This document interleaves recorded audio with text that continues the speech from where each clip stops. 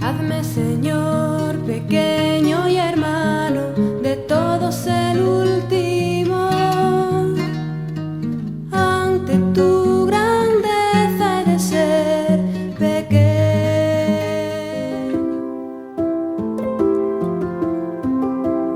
Pater fiat voluntas tua. Hola queridos hermanos, hoy en el día 21 vamos a meditar el tema el Verbo o la sabiduría de Dios encarnada. En el nombre del Padre, del Hijo y del Espíritu Santo. Amén.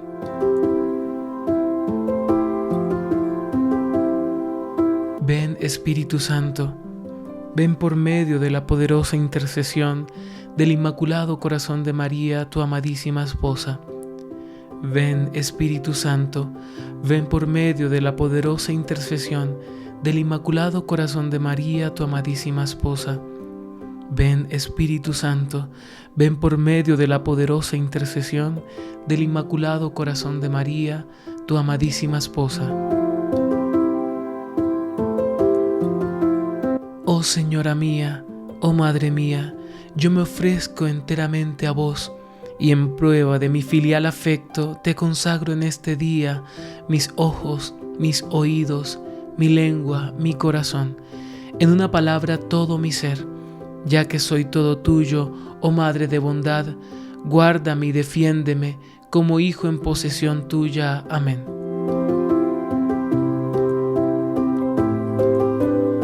En un momento de silencio, permitámosle a Dios que interpele nuestra vida en torno al pasaje del Evangelio de San Juan en el capítulo 1, versículo 14.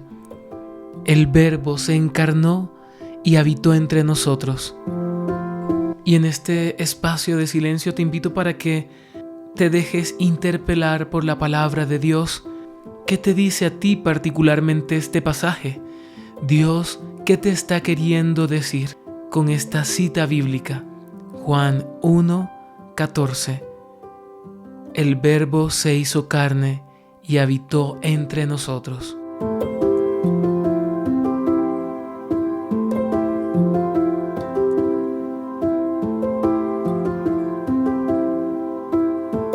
En el pasaje bíblico del libro de la sabiduría, capítulo 7, versículos del 7 al 14 y del 24 al 30, se presenta la sabiduría como don divino, fruto de la oración. Su precio es superior a todos los bienes más preciosos como la belleza, la salud, el dinero y la luz, valores muy apreciados en la cultura griega.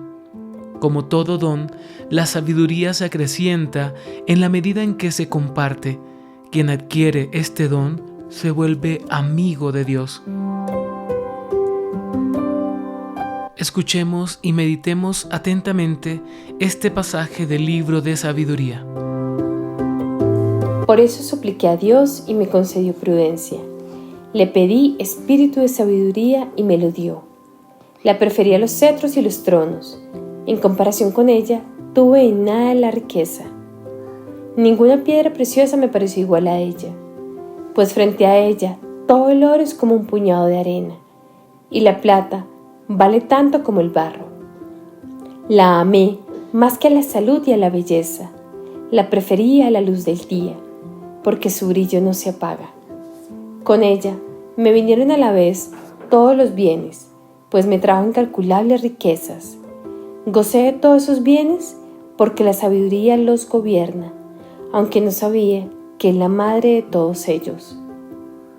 La alcancé sin malicia y la comparto sin envidia. No escondo para mí su riqueza. La sabiduría es para los hombres un tesoro inagotable. Quien sabe usar de ella, logra la amistad de Dios, porque ella, con su enseñanza, le sirve de recomendación.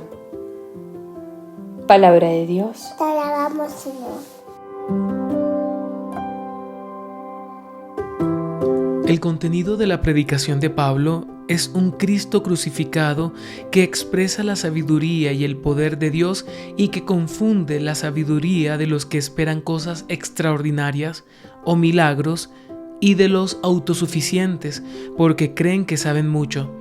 Se trata de la humilde y poderosa sabiduría del amor que conduce a Jesucristo hasta la locura de la cruz.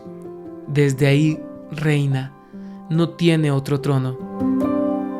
Este Cristo es también para Pablo imagen del Dios invisible, primogénito de toda creación, porque por Él fue creado todo, en el cielo y en la tierra, lo visible y lo invisible. Por medio de Él quiso reconciliar todo cuanto existe, restableciendo la paz por la sangre de la cruz, tanto en las criaturas de la tierra como en las del cielo. Vemos que un efecto maravilloso de la muerte de Jesucristo en la cruz ha sido reconciliar todo cuanto existe, destruyendo por su sangre el muro que separa a los hombres, el odio. Escuchemos y meditemos lo que nos dice Pablo en la primera carta a los Corintios, capítulo 1, versículos del 18 al 25. El mensaje de la muerte de Cristo en la cruz parece una tontería a los que van a la perdición. Pero este mensaje es poder de Dios para los que vamos a la salvación. Como dice la Escritura: haré que los sabios pierdan su sabiduría y que desaparezca la inteligencia de los inteligentes. ¿En qué pararon el sabio y el maestro y el que sabe discutir sobre las cosas de este mundo?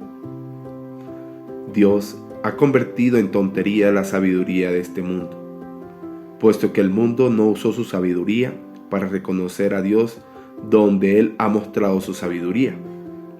Dispuso Dios en su bondad salvar por medio de su mensaje a los que tienen fe, aunque este mensaje parezca una tontería. Los judíos quieren ver señales milagrosas y los griegos buscan sabiduría. Pero nosotros anunciamos a un Mesías crucificado. Esto les resulta ofensivo a los judíos, y a los no judíos les parece una tontería. Pero para los que Dios ha llamado, sean judíos o griegos, este Mesías es el poder y la sabiduría de Dios. Pues lo que en Dios puede parecer una tontería es mucho más sabio que toda la sabiduría humana. Y lo que en Dios puede parecer debilidad es más fuerte en toda fuerza humana. Palabra de Dios, te alabamos, Señor.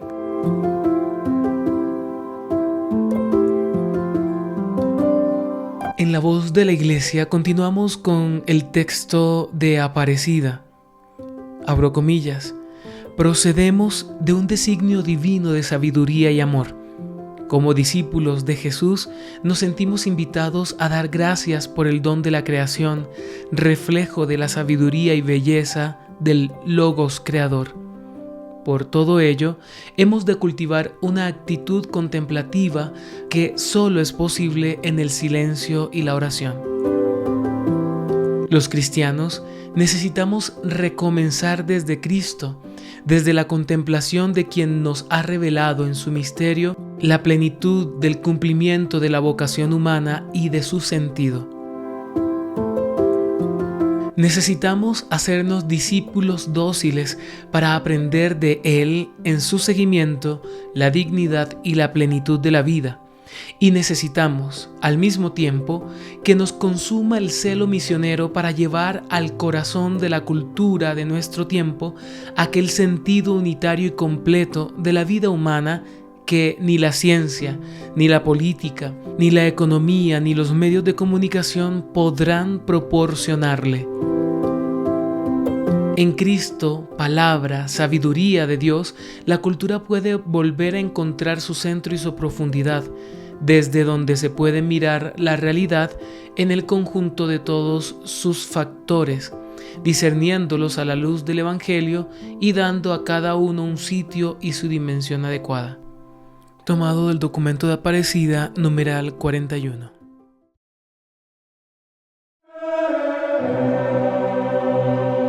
A algunas personas todavía les cuesta entender con claridad por qué un Dios todopoderoso, el Verbo, se hizo carne para habitar con nosotros, entre nosotros, caminar con nosotros, hacerse uno como nosotros.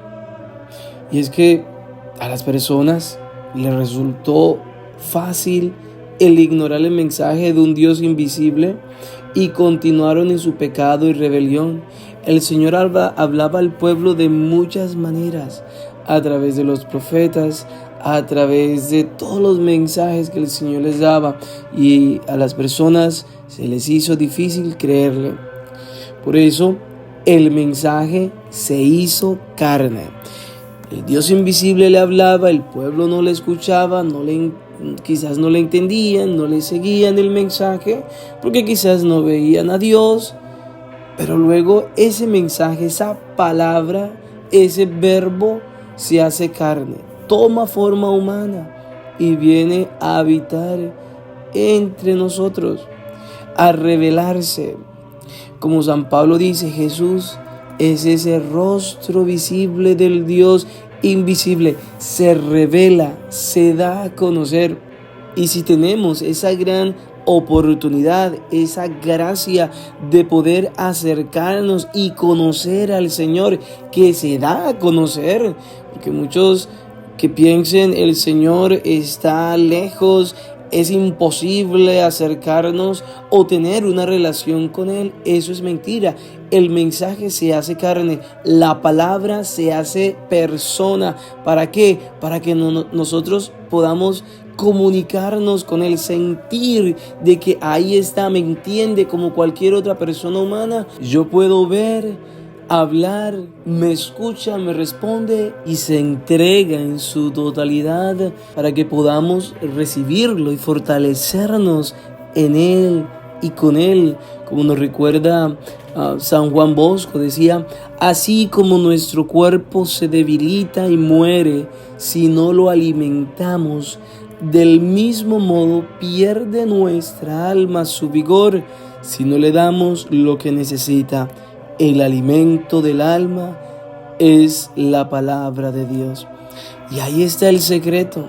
El Dios que vino a darse y a revelarse, vino también a darse como alimento.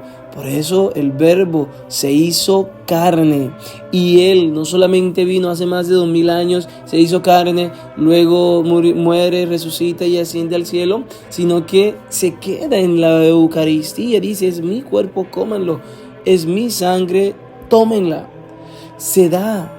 Qué hermoso, hermano, es entender ese misterio del Verbo encarnado, de la misma sabiduría encarnada del Dios, el que lo creó todo lo que existe, el que nos creó a nosotros, el soberano de todo. Él se entrega a ti, se entrega a mí, se nos entrega todo. Qué hermoso es entenderlo, y entre más lo profundizamos, meditamos y lo entendemos, más lo amamos.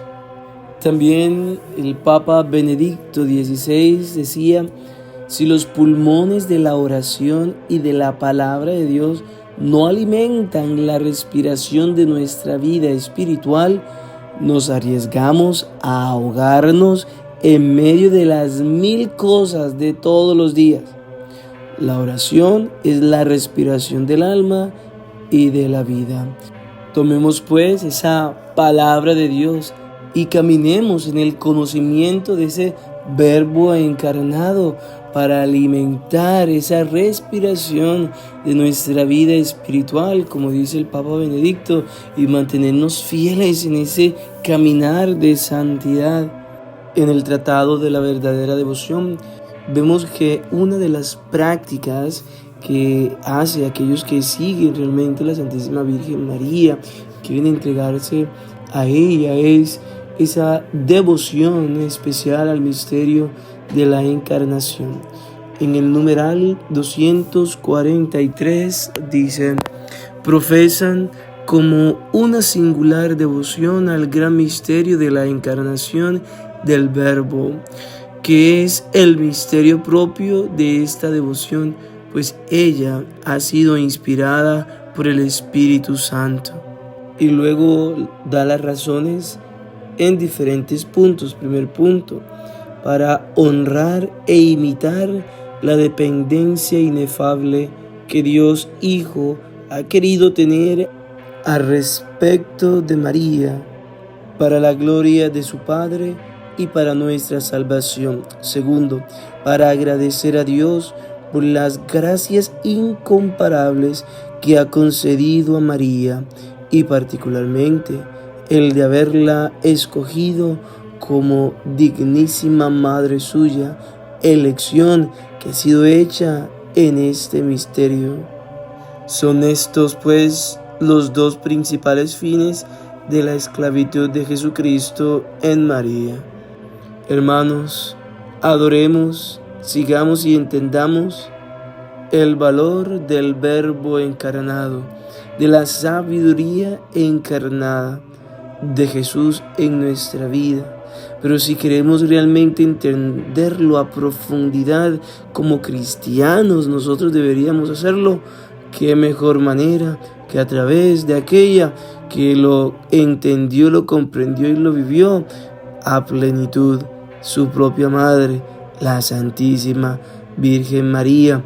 Apeguémonos a ella y pidámosle la gracia a ella de caminar como esclavos suyos y esclavos de su Hijo, para un día ser herederos de ese reino con toda la corte celestial, alabando por los siglos de los siglos a ese Verbo que se encarnó, a ese Verbo que se hizo hombre, se hizo amor.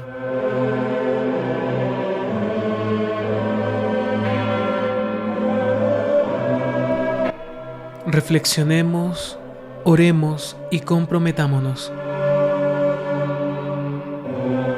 Jesucristo es la sabiduría increada y encarnada. En Él reside la plenitud de la divinidad y por tanto toda la riqueza de la sabiduría y de la gracia. Por eso, preguntémonos: ¿deseo en mi vida sobre todo la vida de Cristo antes que la vida del mundo?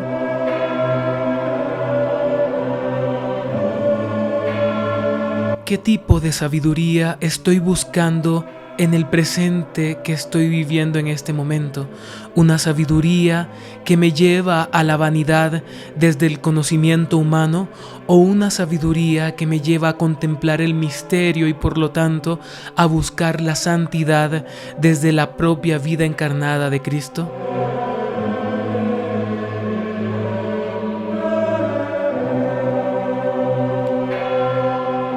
¿Para qué deseas adquirir sabiduría de Dios? ¿Para ayudar al hermano o para engrandecerte ante el hombre?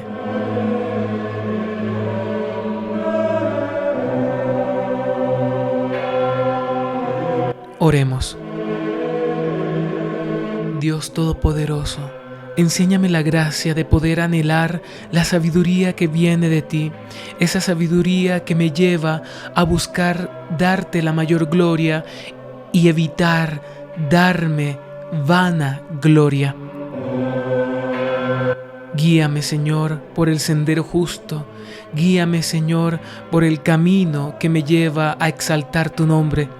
Guíame, Señor, por la sabiduría que solo me lleva hasta ti, haciéndome pequeño, repugnante para el mundo, pero dulce para el cielo. Amén. El Señor esté con ustedes y con su espíritu. Les daré mi bendición sacerdotal. Que ese Verbo encarnado, el Dios uno y trino, les bendiga, junto con la bendición maternal de la Santísima Virgen María y la bendición protectora de San Miguel, Padre, Hijo y Espíritu Santo, descienda sobre ustedes y los acompañe siempre. Amén. Pater, fiat voluntas tua.